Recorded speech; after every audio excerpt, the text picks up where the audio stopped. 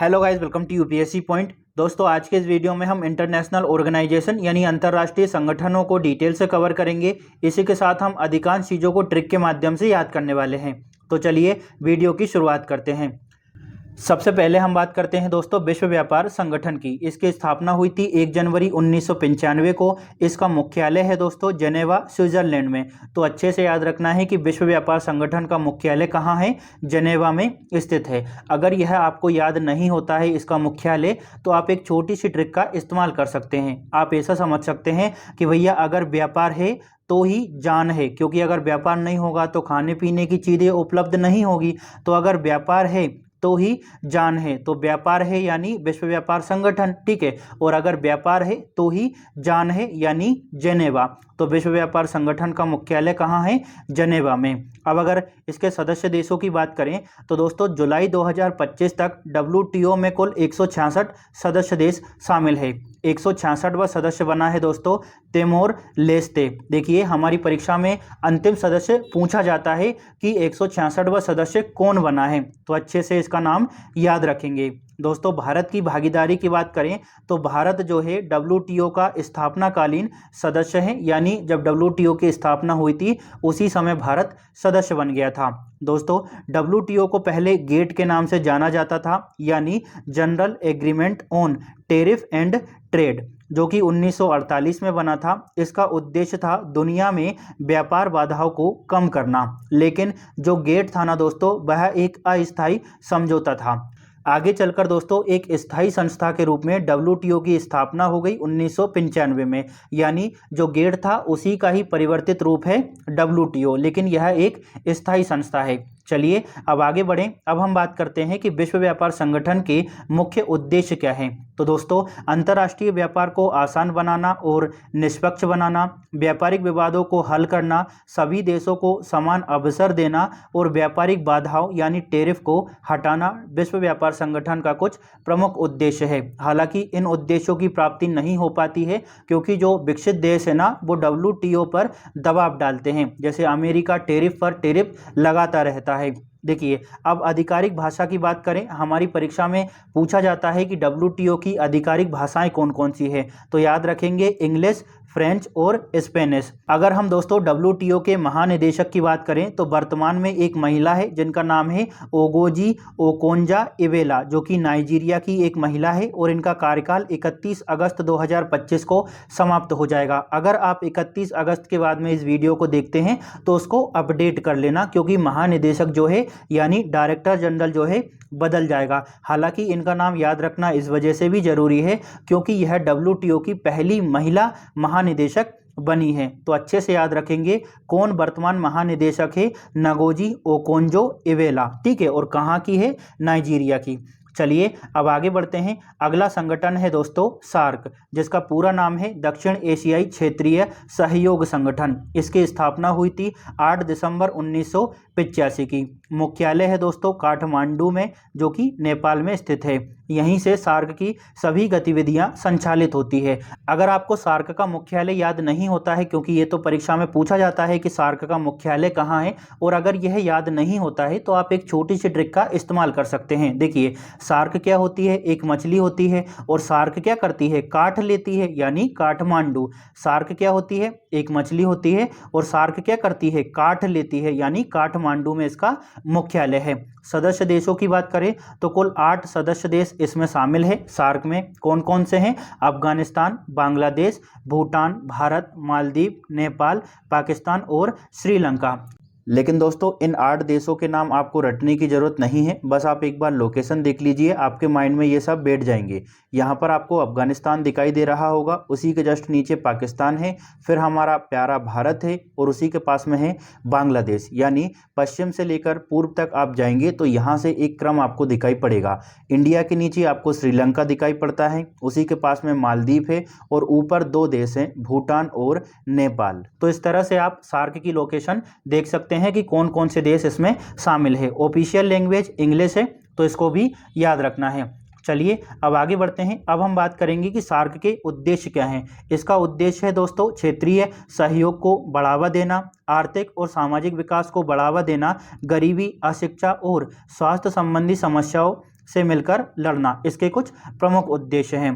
दोस्तों, सार्क दिवस पूछा जा सकता है कि सार्क चार्टर दिवस कब मनाया जाता है, तो अच्छे से याद रखेंगे कि 8 दिसंबर को हर साल सार्क चार्टर डे मनाया जाता है, क्योंकि 8 दिसंबर को इसकी स्थापना हुई थी। भारत की भूमिका की बात करते हैं कि सार्क में भारत की क्या भूमिका है, तो दोस्तों भारत जो है सार्क का एक प्रमुख और सबसे बड़ा देश है। ठीक है, भारत जो है सबसे बड़ा देश है।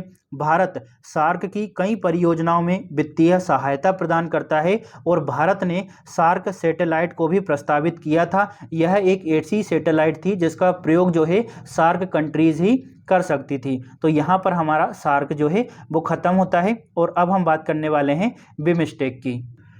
बिमस्टेक का सबसे पहले फुल फॉर्म देखना ज़्यादा जरूरी है, क्योंकि दोस्तों फुल फॉर्म जो है एग्जाम में पूछा जा सकता है। फुल फॉर्म क्या है बिमस्टेक का? Bay of Bengal initiative for multi sectoral technical and economic corporation. इसकी स्थापना हुई थी 6 जून 1997 को। मुख्यालय है दोस्तों ढाका, बांग्लादेश में। स्थायी सचिवालय की स्थापना 2014 में हुई थी, तो ये भी याद रखना है। अच्छे से याद रखेंगे, परीक्षा में पूछा जाता है दोस्तों कि बिमस्टेक का मुख्यालय कहाँ है। ये है ढाका में। अगर यह आपको याद नहीं होता है तो आप एक छोटी सी ट्रिक का इस्तेमाल कर सकते हैं। आप ऐसा समझ सकते हैं बाय मिस्टेक, मतलब गलती से कोई मिस्टेक हो गई। बाय मिस्टेक मैंने किसी चीज को ढक दिया है। बाय मिस्टेक यानी बी मिस्टेक। बाय मिस्टेक कुछ चीज ढक दी है यानी ढाका, मतलब गलती से किसी चीज को ढक दिया है। तो बाय मिस्टेक यानी बी मिस्टेक, और बाय मिस्टेक से किसी चीज को ढक दिया है यानी ढाका। तो बी मिस्टेक का मुख्यालय कहाँ है? ढाका में। सदस्य देशों की बात करें दोस्तों तो इसमें टोटल 7 सदस्य देश हैं। कौन कौन से हैं? बांग्लादेश, भूटान, भारत, म्यांमार, नेपाल, श्रीलंका और थाईलैंड। अगर आपको इनके नाम याद करना है तो आप ऐसा इमेजिनेशन कर सकते हैं कि भारत के पूर्व वाले जो देश हैं जो कि बंगाल की खाड़ी से लगे हुए हैं ना, वो बिमस्टेक में शामिल हैं। ठीक है, पाकिस्तान इसमें शामिल नहीं है और ये बहुत ही अच्छी बात है भारत के लिए, क्योंकि पाकिस्तान जो है वो सार्क में शामिल है और हमेशा ही भारत का विरोध करता है। एक बार मैं आपको लोकेशन दिखा देता हूँ। ये है आपका इंडिया, ये तो आप जानते हैं। ये नेपाल है, ये भूटान है, ये बांग्लादेश आपको यहाँ दिख रहा है, ये म्यांमार, यहाँ पर थाईलैंड की लोकेशन दिख रही है और नीचे है आपका श्रीलंका। तो 7 सदस्य देश हैं बिमस्टेक में। दोस्तों वर्तमान महासचिव की बात करें तो इंद्रमणि पांडे जो है बिमस्टेक के वर्तमान महासचिव हैं। इनका नाम इस वजह से याद रखना जरूरी है क्योंकि इनका संबंध भारत से है। महासचिव का कार्यकाल 3 वर्ष का होता है। देखिए ये जो है 2024 से है, इसका मतलब है कि अगले 3 सालों तक इंद्रमणि पांडे जो है वो बिमस्टेक के महासचिव रहेंगे। तो यहाँ पर अपडेट करने की कोई भी जरूरत आपको नहीं पड़ेगी। चलिए अब हम आगे बढ़ते हैं दोस्तों, इसके उद्देश्यों की बात करेंगे।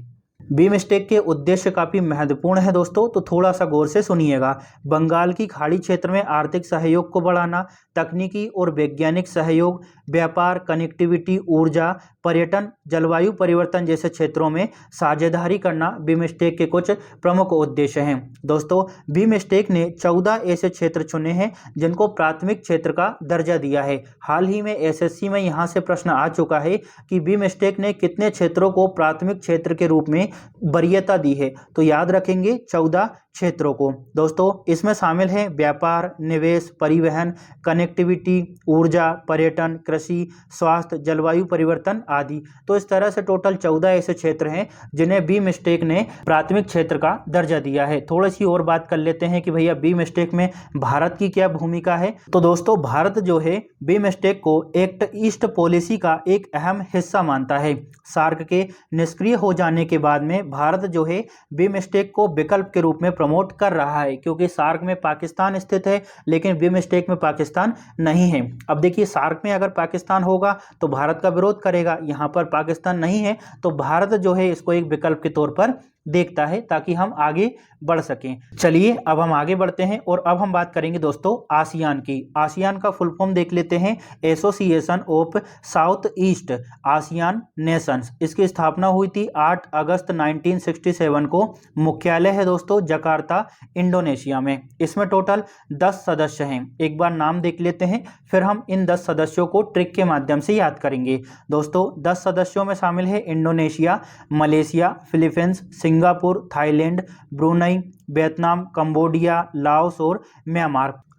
अगर दोस्तों आपको इन 10 देशों के नाम याद नहीं होते हैं तो आप एक छोटी सी ट्रिक का इस्तेमाल कर सकते हैं, और वो ट्रिक है आई एम फर्स्ट बीवी ऑफ कलाम, मतलब मैं कलाम की पहली बीवी हूं। तो देखिए आई एम के आई से हो गया आपका इंडोनेशिया, एम से हो गया मलेशिया, फर्स्ट के एफ से हो गया फिलीपींस, एस से हो गया सिंगापुर और टी से हो गया थाईलैंड। ठीक है, आई एम फर्स्ट हो गया। अब देखिए बचा है बीवी, तो पहले बी से हो गया आपका ब्रुनई, दूसरे बी से हो गया वियतनाम। यहाँ पर ओप मैंने सेंटेंस को बनाने के लिए जोड़ा है। अब बचा है कलाम, तो के ए से हो गया दोस्तों आपका कंबोडिया, एल ए से हो गया आपका लाओस और एम से हो गया म्यांमार। इस तरह से आप 10 देशों को आसानी से याद कर सकते हैं। एक पॉइंट और आपको याद रखना है कि भारत जो है आसियान का सदस्य नहीं है, लेकिन डायलॉग पार्टनर है, यानी जब आसियान की समिट होती है तो भारत वहां पर उपस्थित होता है। अच्छे से याद रखेंगे कि भारत जो है आसियान का सदस्य नहीं है।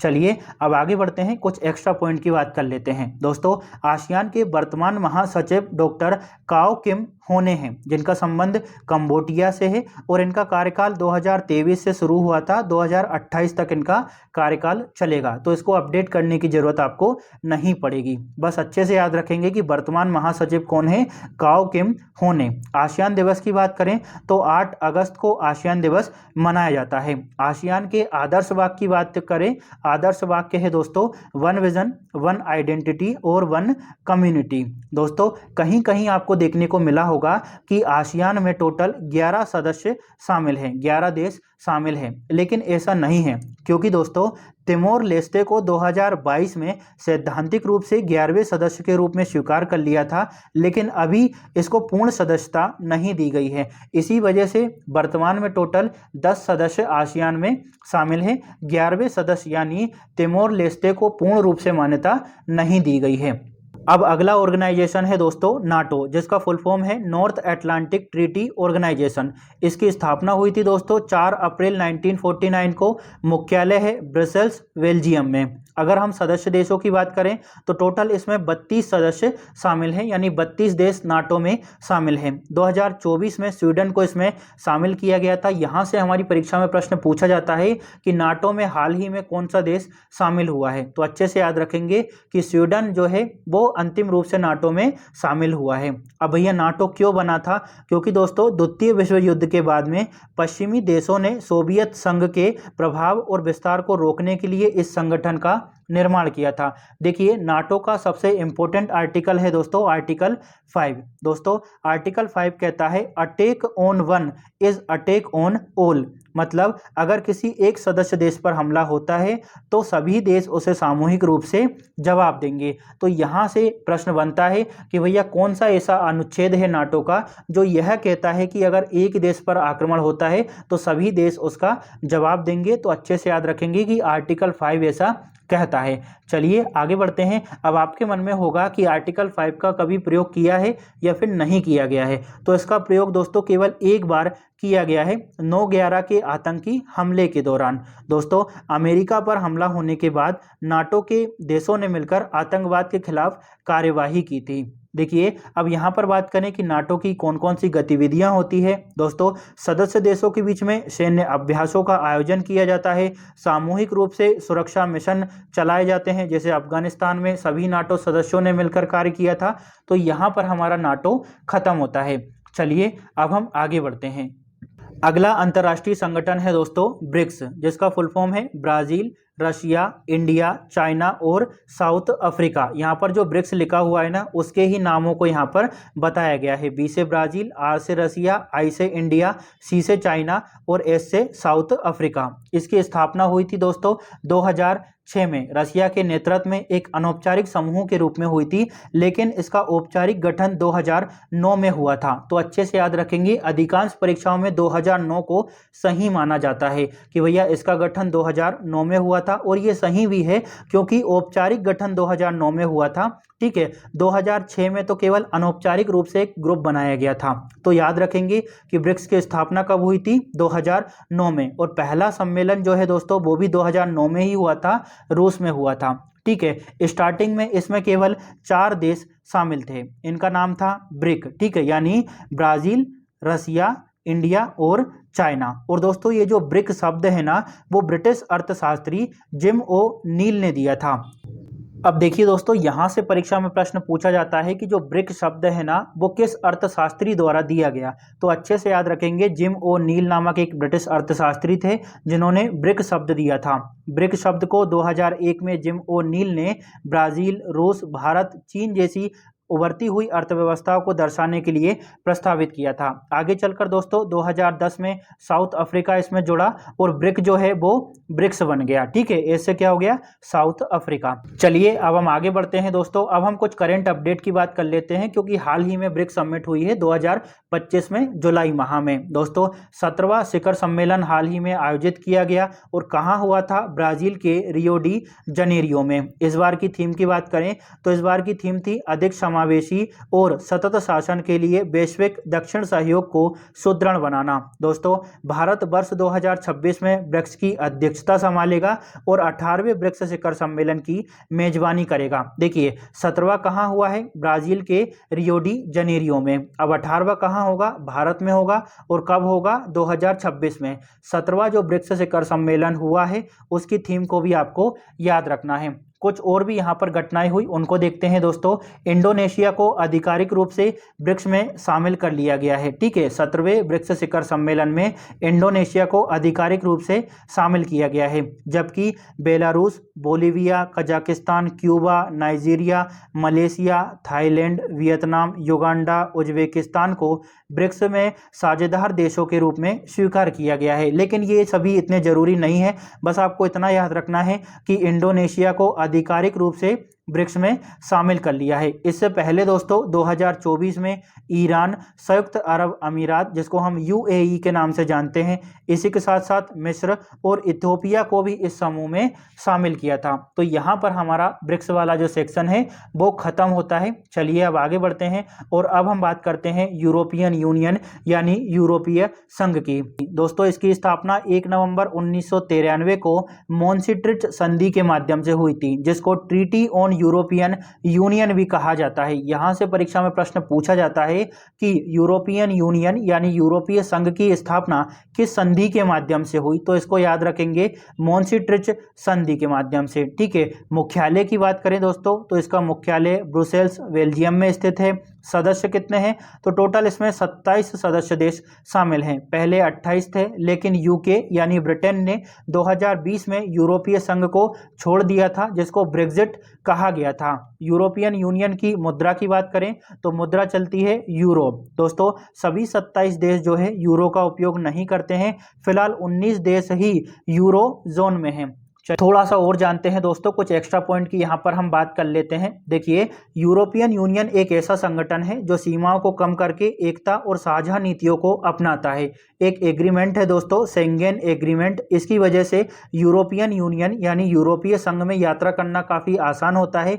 एक बार वीज़ा अगर मिल जाता है तो बाकी के 26 देशों में घूमने के लिए वीज़ा की जरूरत नहीं होती। एक देश का वीज़ा लो और बाकी 26 देशों में आप आसानी से घूम सकते हैं। यहाँ पर एक पॉइंट और भी है, सभी देश जो है वो नाटो के सदस्य नहीं हैं। कभी कभी स्टेटमेंट के तौर पर परीक्षा में प्रश्न पूछा जाता है कि भैया यूरोपियन यूनियन के सभी सदस्य देश नाटो के भी सदस्य हैं, तो ऐसा नहीं है। तो इसको भी याद रखना है, इसी वजह से मैंने यहाँ पर ऐड किया है। चलिए अब हम आगे बढ़ते हैं दोस्तों और अब हम बात करेंगे G20 यानी ग्रुप ऑफ 20 की। इसकी स्थापना हुई दोस्तों 1999 में एशियाई आर्थिक संकट के बाद। इसकी मुख्यालय की बात करें तो भैया इसका कोई स्थायी मुख्यालय नहीं है, यानी G20 का कोई भी स्थायी मुख्यालय नहीं है दोस्तों। हर वर्ष अलग अलग देश इसकी अध्यक्षता करते हैं। दोस्तों सदस्य देशों की बात करें तो टोटल इसमें 19 देश शामिल हैं। इसी के साथ 2 यूनियन यानी 2 संघ भी शामिल हैं। कौन कौन से, यूरोपियन यूनियन और अफ्रीकी यूनियन। ये जो अफ्रीकन यूनियन है वो अभी हाल ही में 2023 में शामिल हुआ है। तो G20 में 19 देश प्लस 2 यूनियन यानी संघ शामिल हैं। अगर आपसे अब कोई पूछता है कि G20 क्या है, तो G20 एक अंतर्राष्ट्रीय मंच है जिसमें दुनिया की 19 सबसे बड़ी अर्थव्यवस्थाएं और यूरोपियन यूनियन यानी यूरोपीय संघ और अफ्रीकी संघ शामिल है।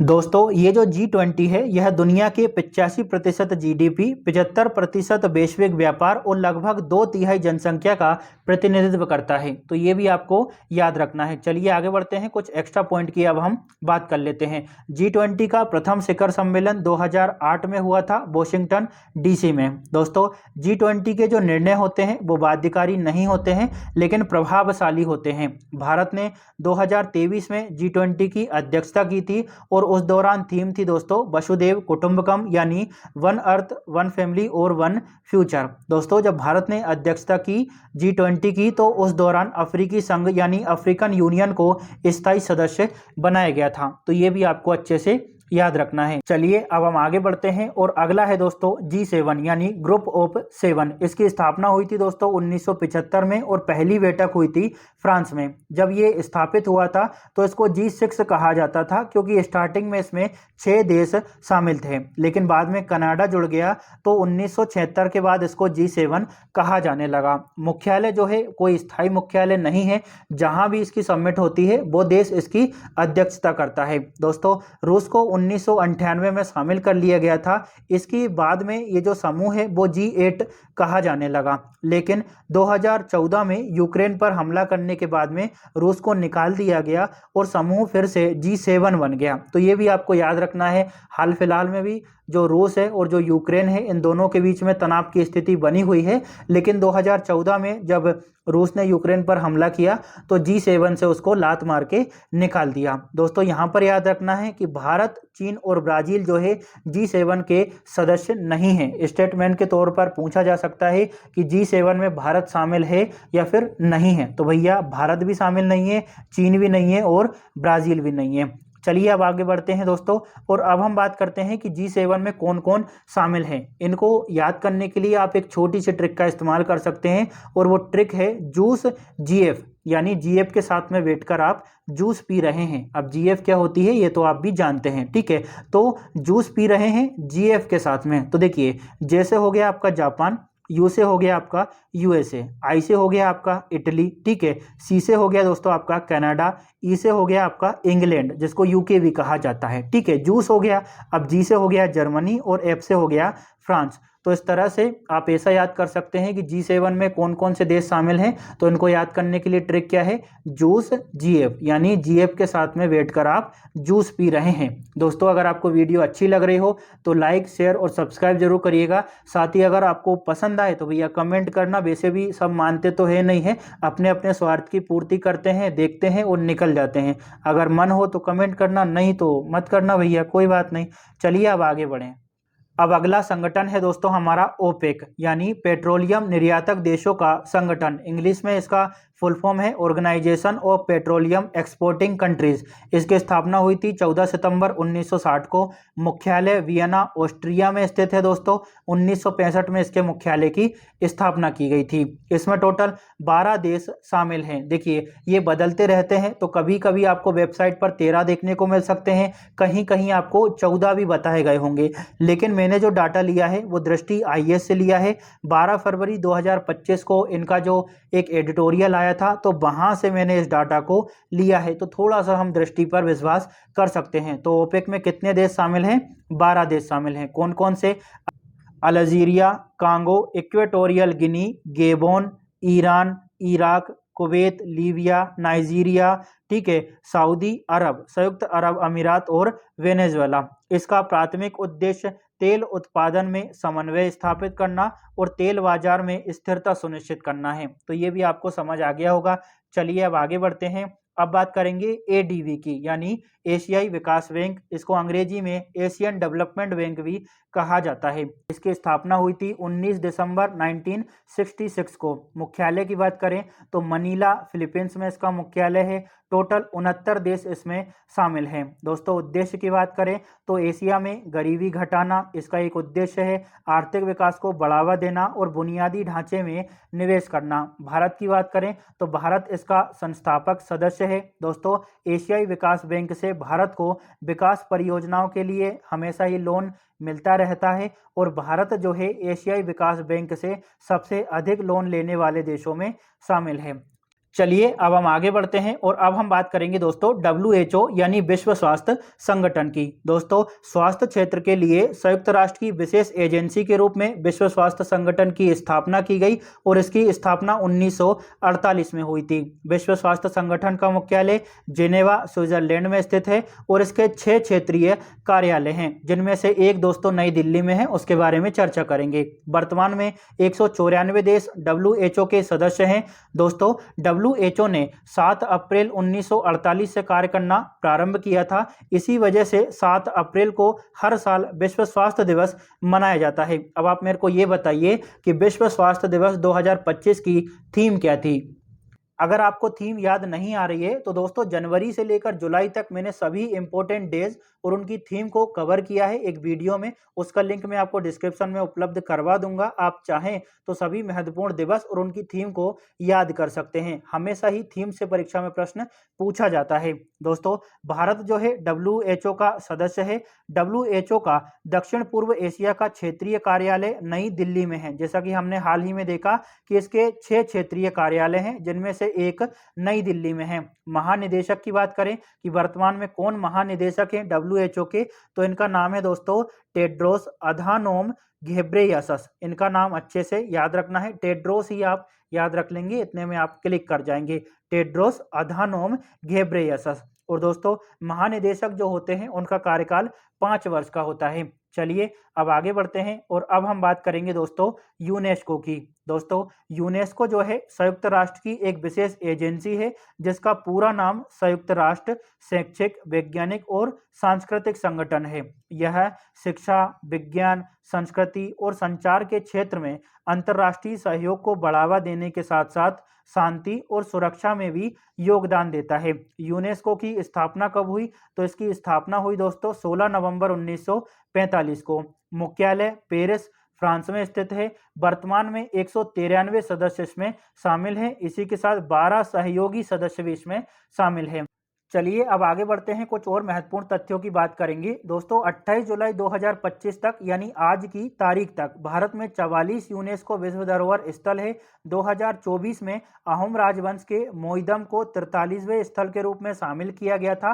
और दोस्तों रिसेंटली यानी हाल ही में 2025 में मराठा सैन्य परिदृश्यों को 44वें स्थल के रूप में शामिल किया गया है। तो अच्छे से याद रखेंगे 43वां और 44वां, क्योंकि ये परीक्षा में पूछा जाता है। दोस्तों भारत में यूनेस्को विश्व धरोहर स्थलों की सूची 1983 से शुरू हुई, यानी 1983 से पहले भारत में कोई भी यूनेस्को विश्व धरोहर स्थल नहीं थे। तो याद रखेंगे अगर परीक्षा में 1983 से पहले कोई भी ऑप्शन दिया जाता है तो वो गलत होगा। इसी वजह से मैंने यहाँ पर ऐड किया है इस पॉइंट को और अलग तरह से मैंने इसको कलर में डाला है। दोस्तों 1983 में ताजमहल, ठीक है, अजंता और एलोरा की गुफाओं और आगरा के किले को शामिल किया था।